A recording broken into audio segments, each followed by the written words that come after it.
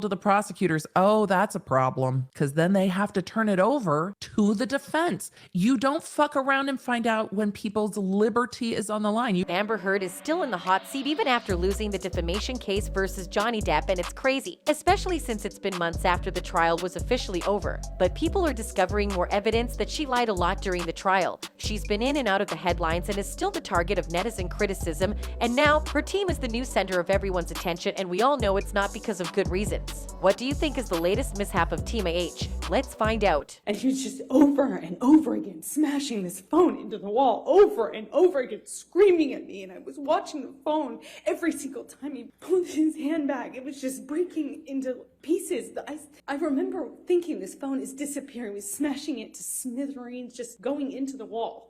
Based on the trial, Amber had testified about how Depp allegedly assaulted her multiple times during the time they were married. And while the Aquaman star did her best to make the jury believe that she's the victim, fans weren't very convinced. In fact, she recently got exposed to the internet and can't stop talking about it. On YouTube, former district attorney and legal analyst Emily Baker was ranting about how unprofessional Amber and her crew were. In the video, Baker also discussed additional occasions where Heard's team acted imprudently. Amber has consistently appeared and spoken about being assaulted by Depp throughout the years. She never spoke in depth about sexual assault as she did on television.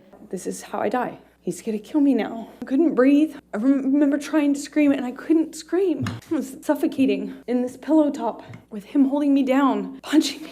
In case you don't know, Baker breaks down how Amber wasn't even supposed to say that in public court in the first place. If she was going to discuss that since it is a sensitive subject, they were supposed to have done so in a closed session with the jury. No one should have to testify in public like that. I think they did it to themselves.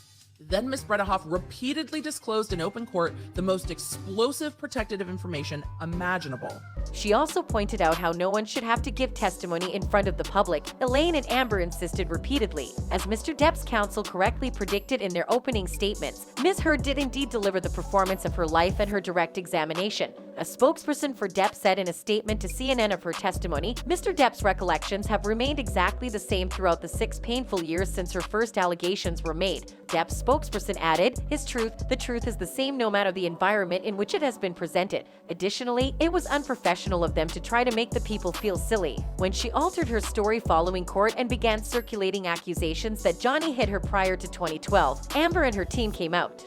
I wasn't hit so early in the relationship and still stayed.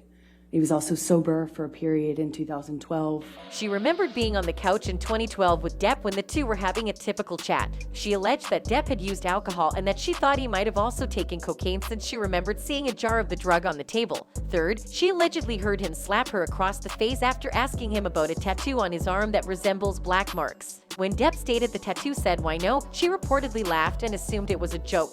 With this new issue, fans are pretty excited about how things will fold out for Team AH. One fan expressed her amusement commenting, "I couldn't love this more." Another said, "And this is why there is a petition to get Elaine disbarred. I know because I signed it. You can go to the Virginia Bar Association and it is there." There is nothing new with fans targeting Team H, and we can all agree that these fans have pretty solid reasons to do so.